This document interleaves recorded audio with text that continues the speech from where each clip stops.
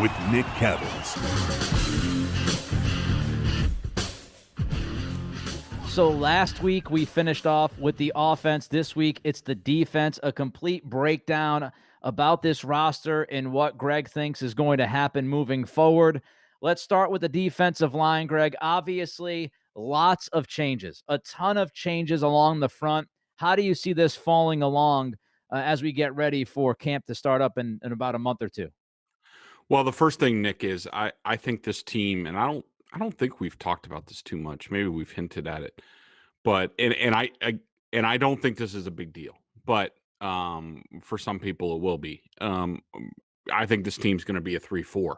And I also think, let me mention his name before I forget him because he's not on the depth chart.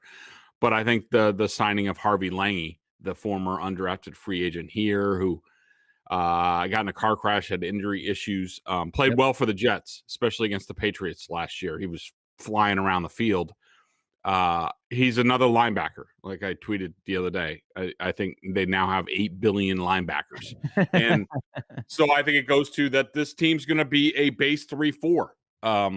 For years, they trended more towards a 4-3 or a 4-2 or 5-2, what have you.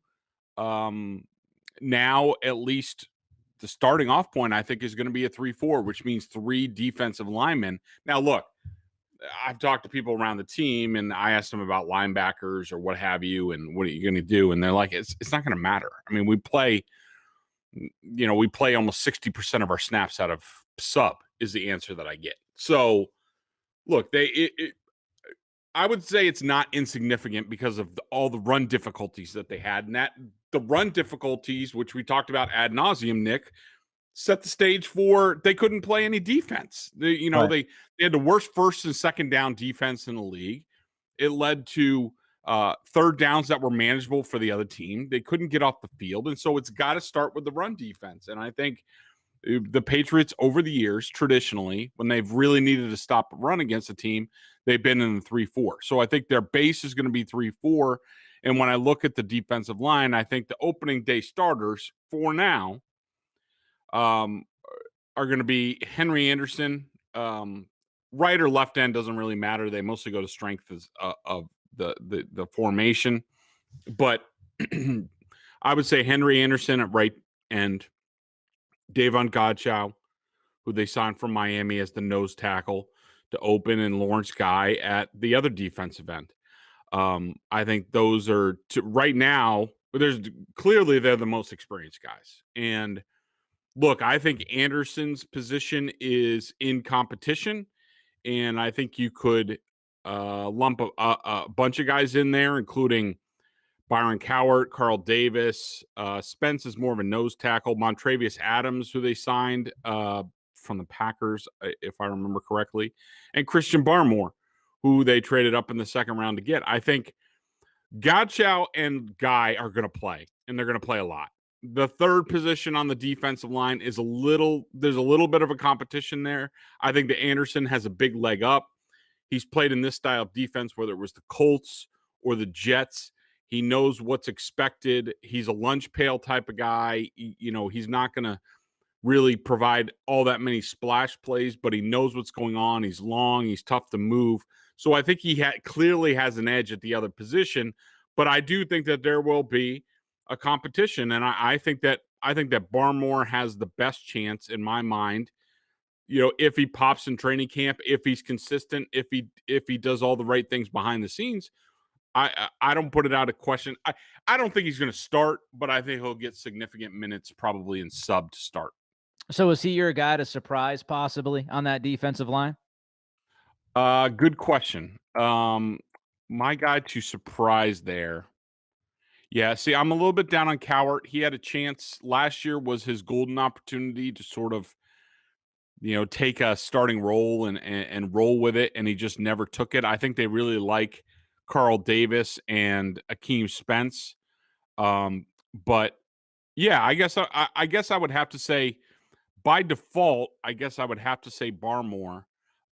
Even though I don't, with a guy like him, Nick, and I know I wrote about this last year, and I'll be writing about this at BSJ, where I do a sort of like a rookie development program. Sort of this is because what the Patriots do is they give rookies piecemeal and they say, hey, look, just take this and then master it. Then we'll talk about other things. And with a guy like Barmore, who clearly has some, off the practice field sort of red flags, they're not going to overwhelm him. So I would say for the start of the season, Barmore's not going to surprise. Could he surprise by the end of the season if he masters his role? Probably, as he's probably the new Adam Butler to start out if he does all the right things. Yep. I think that's a ceiling for the first half of the season is Adam Butler. And then we'll see. But I do think he has the opportunity. He will have the opportunity to surprise. Whether he grabs it or not, we'll see. All right, let's move on to edge. Obviously, we know who's starting at edge. Kyle Van Noy, Matthew Judon. Just your thoughts quickly about those two guys before we move down a little bit on the depth chart. Yeah, I think that, Van Noy, I do think as we go along in the summer, depending on what's going on, with Uche and some other people and Winovich and Dietrich Wise and I do think there's a chance. I think there's a small chance that Van Noy, at the end of the day, for the betterment of the team, there is a chance that Van Noy could be moved to stand-up linebacker next to Hightower. Now, I don't think that's likely, but I think it's one of those things where the Patriots are like, all right, well, are we better if we move Van Noy there and put Uche and Winovich as a platoon on the edge? And does that make us better? If they can't solve the inside, I think they'll start with trying to solve the inside linebacker position. Could be McMillan, Raekwon, who I've liked at times over the years. Who knows? Maybe Bentley and Jennings all of a sudden come to the forefront. Cameron McGrone, the rookie, probably he's hurt coming off the ACL and stuff like that. But I think that Van Noy has a chance to go there. But I think that those are two really experienced guys. Judon, there's a little bit of a fear of he kind of comes and goes as far as how effective he is during games. He's got to grind it out here a little bit more to really be successful. But provided he does that, he does everything well. He sets the edge well. He rushes the passer well. Consistency is what we're looking for. Van Noy is certainly consistent when he's there on the edge. He's terrific. I would say he's, in my mind, he's a little bit better than Rob Ninkovich was at Ninkovich's prime. I think that Van Noy's, everybody's good, but they're in good. If they wind up with Van Noy and Judon, they're in good hands there. All right, so let's look at the secondary guys on the edge. I think we could safely say that Wise is going to play a decent amount, right? He's a trusted guy. He's coming back. They know what they have in him. The most interesting battle to me is going to be Chase Winovich versus Ronnie Perkins, because, you say that you love the film on Perkins. You think he's exactly what this defense was missing. He's got a little bit of nasty. He's got toughness. He's got physicality. And you've also questioned Winovich in the past. So Right now, on the right side, you have Van Noy, then you have Winovich, Perkins. Let's start with that battle, Greg, between Chase and Ronnie and what you make of that. And can Perkins make some headway and kick Winovich down the depth chart? Yeah, Nick, it's a good question, and I think it's interesting. I do think that they're going to be pitted against each other, and I think it's basically I don't exactly know how they would do this in training camp, but I think it's going to come down to they're going to put them in a lot of toughness drills, a lot of edge drills, like holding the edge against the run, and they do have these drills. They have these drills where they'll go one-on-one against the tight ends or one-on-one against the tackles, pass rush, but they also do running versions. And I think they're going to see, who's the tougher son of a gun there on the edge. There's no question that off of his college film and also off of Belichick's comments that they think it's Ronnie Perkins. And I don't necessarily disagree with them. I mean, I think that Chase certainly has, one of the highest motors you will ever see. And he has very good pass rushing instincts. There's no doubt about that. And he's been a very effective pass rusher. It's other things. And also, Nick, and here's where I think ultimately things get decided. And when it comes down to the end of the day, towards the end of training camp, when they're having these personnel meetings and what are we going to do here? Who are we going to keep? Who are we maybe going to trade? Is they're going to ask, who do you trust more to execute the play? Because a lot of the issues would not, I don't want to say a lot. Some of the issues with Winovich among the team is that sometimes he can't be trusted. And that goes to when I asked, like, well, why don't you try him an inside linebacker? Like, I think he could, Clay Matthews made the transition there. Other players similar to Winovich and Matthews have done that. And the response was, we can't even trust him on the edge. How are we going to trust him to do the right thing in the middle of the defense? And so that's the big thing. I mean, if Ronnie Perkins comes out there and lives up to his billing, which is a tough SOB, really strong at the point of attack. He freelances a little bit too, but not as much as Winovich. If Perkins wins out on all that stuff, then I think you have a situation where Winovich could be on the block at some point during training camp. Yeah, when you put all these pieces together, what you've talked about so far, what Belichick has right now is some flexibility between the linebacker position and the edge position. Because, hey, if inside linebacker, if Josh Uche, who we'll talk about in a minute, if he doesn't pop, if he doesn't follow up the rookie season, which showed a lot of promise, if that's what happens, then you can now move Van Noy in Uche's spot. You can move Perkins up. You can have Perkins and Uche work on the edge. You can have Winovich, Perkins, and Uche work on the edge. You can say, hey, no, we're really, really confident in Perkins, and you can move on from Winovich and maybe pick up an asset for next year's draft. I mean, what Belichick has in all of those spots is something he definitely did not have last year, and that is some depth and some flexibility in the ability to move guys in certain spots, which will make this defense better given the circumstances at that very moment. Yeah, no, I completely agree with you, Nick, and I think that's a really good point. I mean, we're used to a lot of flexibility with the Patriots, and that Belichick has options. You look at every position from the defensive line to the edge to the linebackers to cornerbacks. Okay, maybe not so much.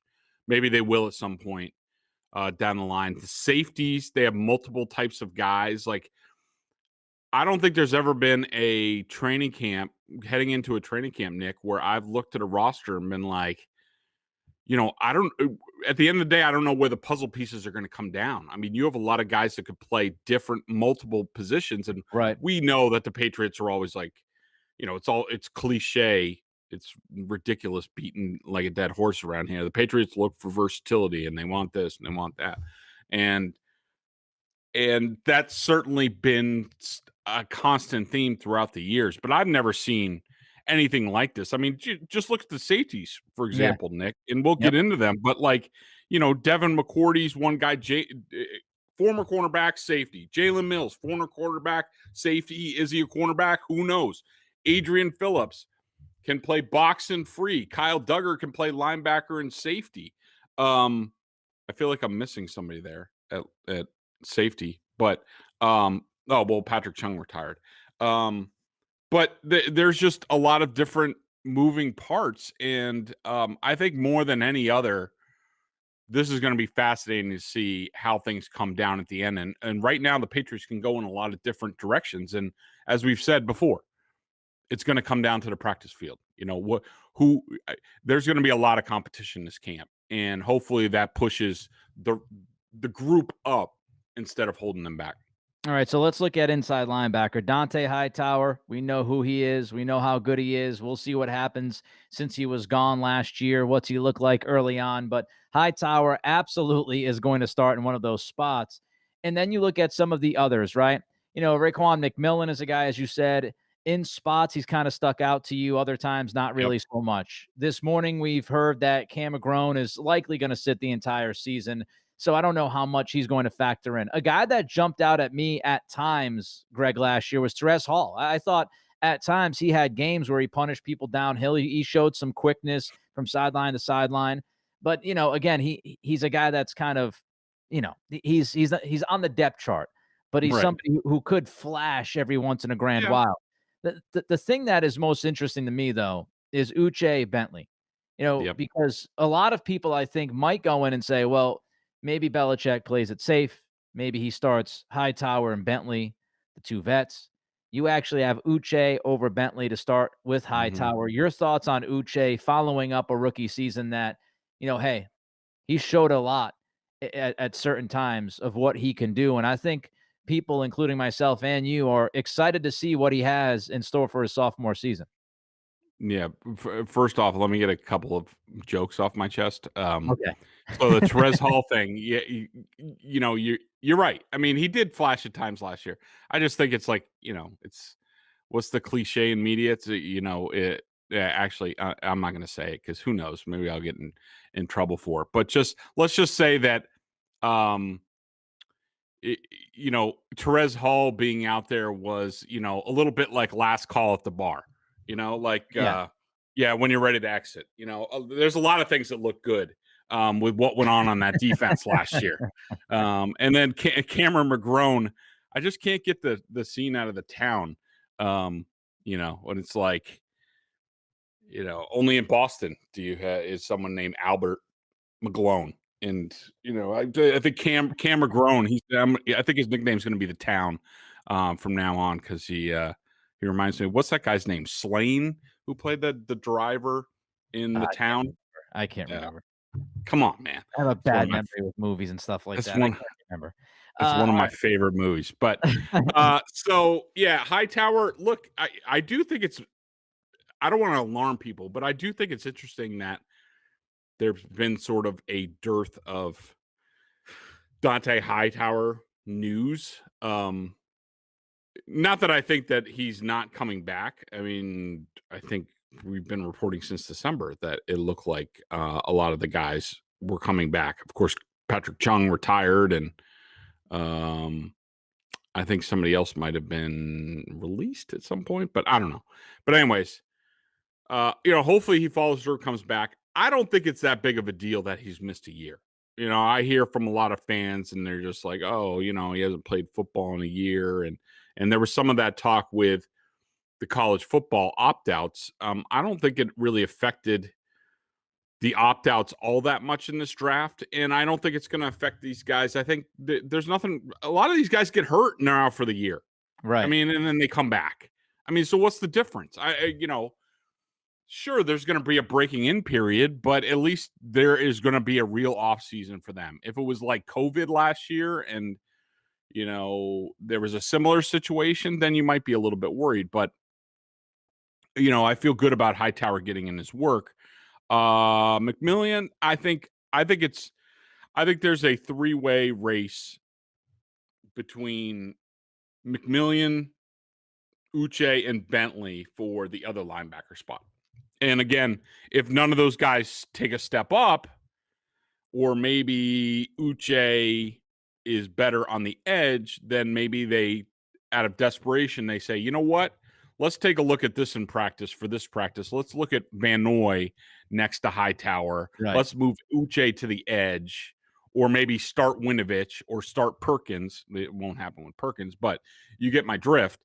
That let's take a look at that in practice, see how it looks. Right. And then we'll go from there. So I think it's a almost 3-4 person race for the other inside linebacker spot. I think that Uche, in my mind, gets the first look. Again, we could throw Harvey Lange in here. I think he's going to be a factor at some point in time with the way he played against the Patriots last year. We all know how Belichick looks at the film and says, oh, that guy kind of kicked our ass. Let's go get him. So I think that I like Uche because, look, if things go to plan, Nick, and Van Noy and Judon are on the edge, where the hell does Uche play?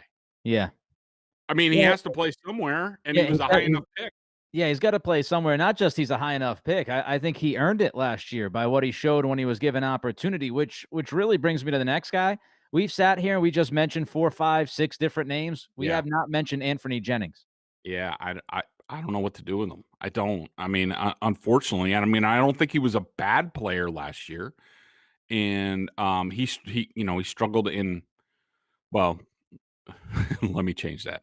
At times, he was bad last year. Like you could tell he blew more than his own assignments last year. struggled in pass coverage. Looked at times he looked overwhelmed with the speed of the game. You know, maybe who knows? Maybe with a full offseason and all that jazz, maybe he's ready and comes with a new attitude. Not that I thought his attitude was bad. I just think he wasn't good enough. But he comes refreshed and ready to battle. I mean, that's possible. But I just think, you know, like we talked about with the edge, I think that Uche has to play somewhere, considering where he was drafted. I think considering the athletic ability that he's shown, the production that he's shown towards the end of last year, I think they need to find a spot for him. And I think ultimately he looked a little bit small for the edge at the NFL level in the time that he's gotten. Not that he can't do it, and I think he can do it on a situational basis. But I think he's more of the heir to the Dante Hightower throne of stand-up linebacker, move to edge, and bring somebody else in at linebacker or a safety on third down. Because I don't think he could take the pounding at his size every down on the edge, Right. but I do think he can do it pass rushing on third and longs, and then I think he has the athletic ability to play inside. All right, let's look at cornerback. This one should be a position that goes rather quickly. Obviously, we have Gilmore on one end on the right side. We've got J.C. Jackson on the left side. We've got Jonathan Jones in the slot. Just kind of want to look at some of these other names. First, Joejuan Williams. Is he gone or can he stay?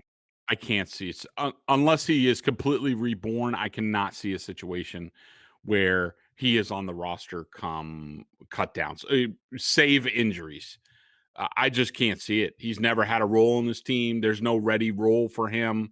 You know, I don't even know what he could do in the offseason to make up the ground. I just think it's coming to the end of the line for him. If so, just what a wasted opportunity that pick was when you look back, using it on Joejuan Williams. It's like, what do we call him? Ross-I Williams? Oh, Ross-I Williams. Yeah, good old Ross-I Williams. All right, so let's look at the other cornerback spots as backups. Michael Jackson, D'Angelo Ross. I want to wait until Miles Bryant because I think you're going to go a little bit longer on Miles. So your thoughts on Michael Jackson and D'Angelo Ross? Yeah, I think that you know, Jackson's a veteran. They liked him last year, and I think you could put, you know, D Version as a guy who they signed this offseason. He's very similar to Jackson. I think they're sort of veterans with experience. They've shown some decent play, and so they like to have them around. I think D'Angelo Ross flashed big time last year in training camp, and I think that he gets an opportunity to sort of be the next guy at cornerback for this group. And then, yeah, you're right. You know, Miles Bryant is a whole sort of different conversation. Is he a safety? Is he a cornerback? He's really small, but I think they like the versatility that he brings, and also that he can do, he could play both ways. Also, you know, we should also mention Jalen Mills, because I have a feeling that Jalen Mills for this year might help at cornerback if needed. And then maybe a year from now, when McCourty and Adrian Phillips are free agents, maybe he moves to safety then. But I think they certainly have their choice of guys. I like Ross. I think he's sort of the next.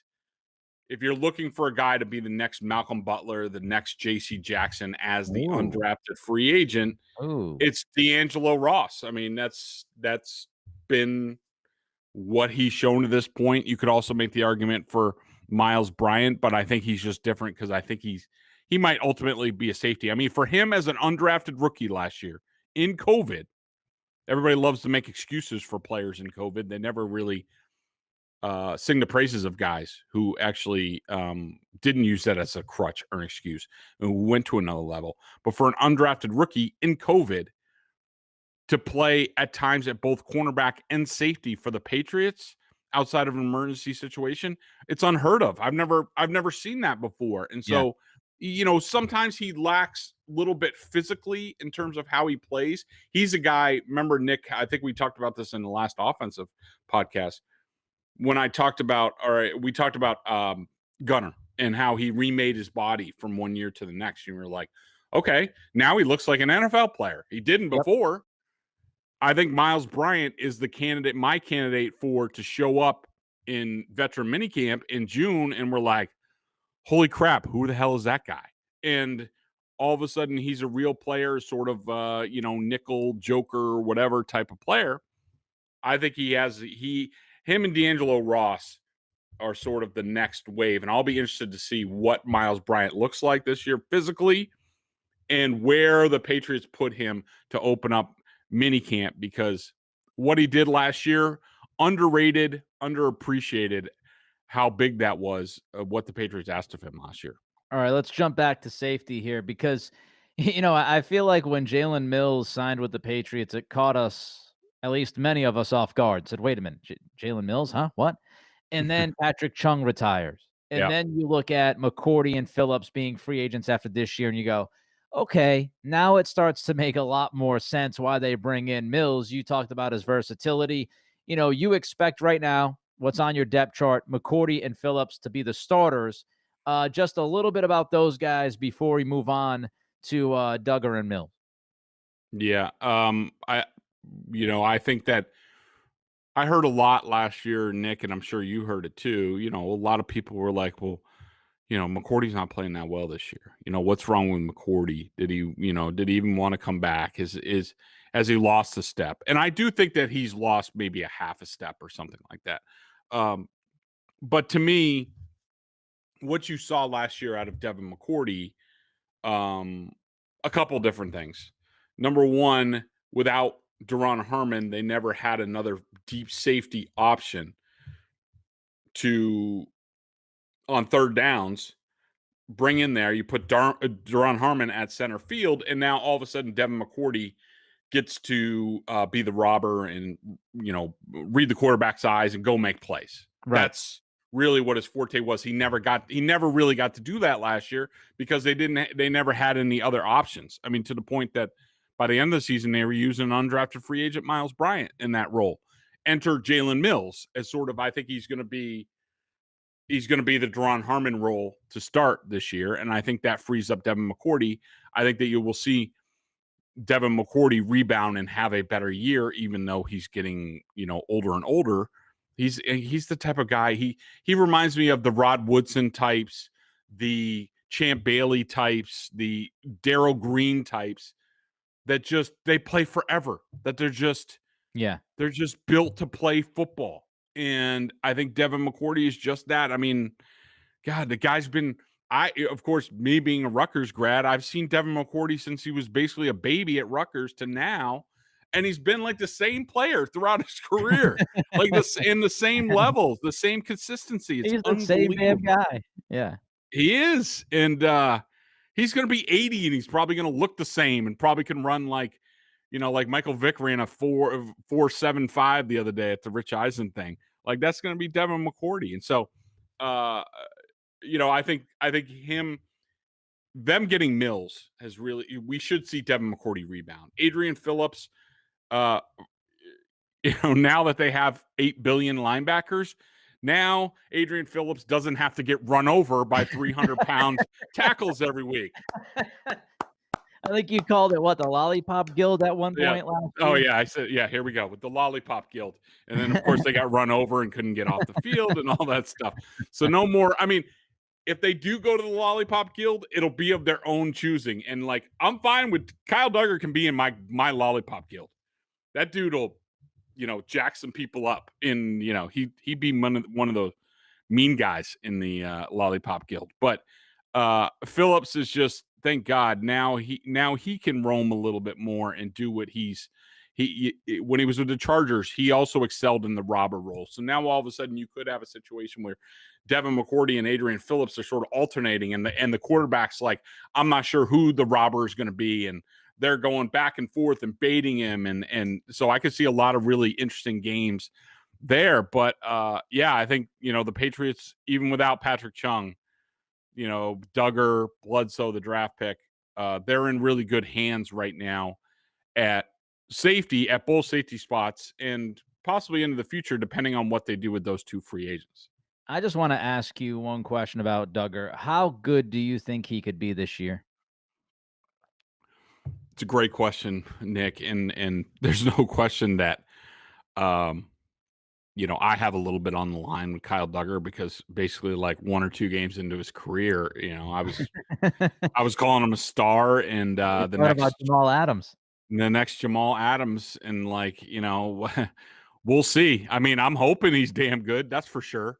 I sort of had similar praise very early for Dietrich Wise on a different level. I didn't call him, Jamal Adams, but I did think that he could be a star around here. And hey, he got to a second contract, I think that one worked out okay. But I think that Kyle Duggar is just hopefully, and I have no reason to suspect otherwise, because he just seems like a really humble, hardworking kid, lunch pail type. I hope that he put in the work this offseason, both mentally to play in space a little bit better, but also physically to take another level. Because if he comes and he's ready, I look for it more in year 3, Nick, than I do in year 2. Right. But who knows? He could arrive earlier, but he has the potential to be a game changer on defense for this team.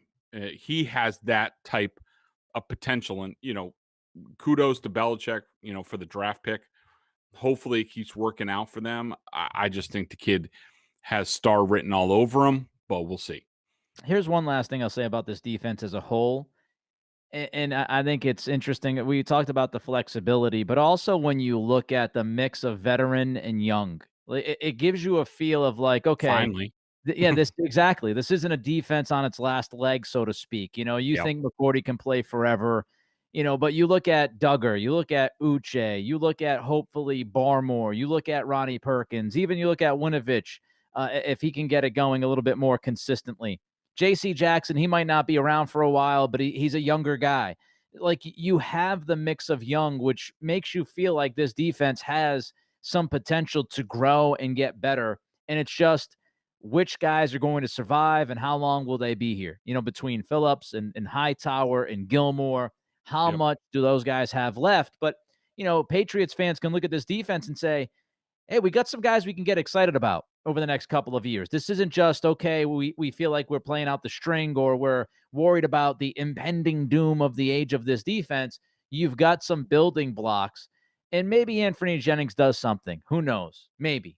But, you feel good about those other names I just mentioned. All right, let's get to the by the way, I want to mention that the schedule, of course, is coming out tomorrow. I'm sure we'll have a lot of reaction on that later in the week. But let's jump to the member question of the day, BostonSportsJournal.com, of course. Check them out at BSJ, $39.99 on their annual plan. Top-notch analysis of all the Boston pro sports. Also, of course, if you're a Pats junkie, membership at BSJ gives you access to a ton of video analysis that Bedard does on the coach's film and direct access to him in weekly chats. Greg, this is another week where I depend upon you. You tell me you'll find one. What question did you find from a BSJ member? Okay, so Aaron J. asks, not that I really wanted to continue to talk about this, but he asked, so I will answer. Barmore is a fascinating pick. Patch actually moved up and gave up multiple picks to get a guy who has red flags. Is this more an Aaron Hernandez situation or Rob Gronkowski situation? Both fell in 2010 draft, albeit for different reasons. What have I learned? Much different. Yeah, I would say that I don't think that Barmore is comparable to Hernandez and Gronkowski at all. I think that the only reason that they're the only reason that I have mentioned Aaron Hernandez and Christian Barmore is to talk about the intel that Belichick gets from his closer coaching friends. Right. Nick Saban, Urban Meyer. Sometimes it works out, sometimes it doesn't. Those Florida teams had a lot of busts and issues with the Patriots, be it Chad Jackson, any of the, there a bunch of guys. Alabama, a lot of guys have not worked out from Alabama. So my only point is Bill just taking the word of these coaches, their buddies, be like, oh, well, they would bring it up to me if there were any issues. Maybe he doesn't talk about them. Maybe he doesn't ask the right questions because he's comfortable with them. As far as no, Hernandez had issues from my reporting at the time with people worried about possible gang affiliations, people worried about, and there were some violent episodes at Florida, which have been played out in like 8 billion documentaries and podcast series and things like that. If you want to listen to my appearance on the Boston Globe's, I think they call it Warrior Hernandez podcast. I'm on there a lot talking about Hernandez. Rob Gronkowski was all injury. He didn't play the year before. He had the same microfracture, microdichotomy, whatever surgery that Caleb Farley, the cornerback, just had. That ultimately was taken in the first round by Titans. Yep. So I don't think they're at all similar. Barmore is just one of these guys that people worry about his motivation. How much does he love football? How much does he want to be there? How much is he going to work? How much is he going to put in the effort off the field? Are you going to have to worry about, whether he shows up or studies or things like that? And who knows? Maybe a lot of his problems in the past were just him being a kid, and maybe he's matured now and he'll be fine. You get guys like that in the league. You get some guys who are like that in college who continue in the pros who wash out very quickly. The Isaiah Wilson, who was drafted in the first round by the Titans last year, didn't even last a season out of Georgia. The quarterback at Washington, what was his name? Dwayne Haskins, are two examples of guys who their work ethics were questioned in college, and it continued in the pros to the point where their drafting teams let them go less than 2 years into their careers. Who knows? I have no idea which way Christian Barmore is going to go. It was a risk. I don't think it was a huge risk, but it certainly was a risk. And now we'll see what the kid does here. Like a lot of my things with some of these draft picks and a lot of the stories and the chatter around them, whether it's Mac Jones and blah, blah, blah. I don't really care what a guy did before he got to the Patriots. And I know the Patriots don't care. Belichick has said it. We don't care what they did before. We only care what they've done as a Patriot. Christian Barmore now has a clean slate. Now let's see what he does with the opportunity. Yeah, and again, they had extra picks. They burnt a 4th round for sure. They gave up 2 to move up, but if he gives you 5 to 7 good years, then I would say it's worth it. We just don't know. We have no idea. The circumstances at Alabama, again, like you said, Greg, maybe he matures. Maybe he already has matured. Maybe he's going to figure it out. Maybe Belichick will help him. Maybe the veterans. We just don't know. He might end up bombing. Hopefully that doesn't happen. Greg Bedard Patriots Podcast with Nick Cattles, episode number 70 in the books. We'll be back later on this week. The schedule comes out tomorrow night. We'll have our thoughts on that and more. For now, he's Greg and I'm Nick. Be well.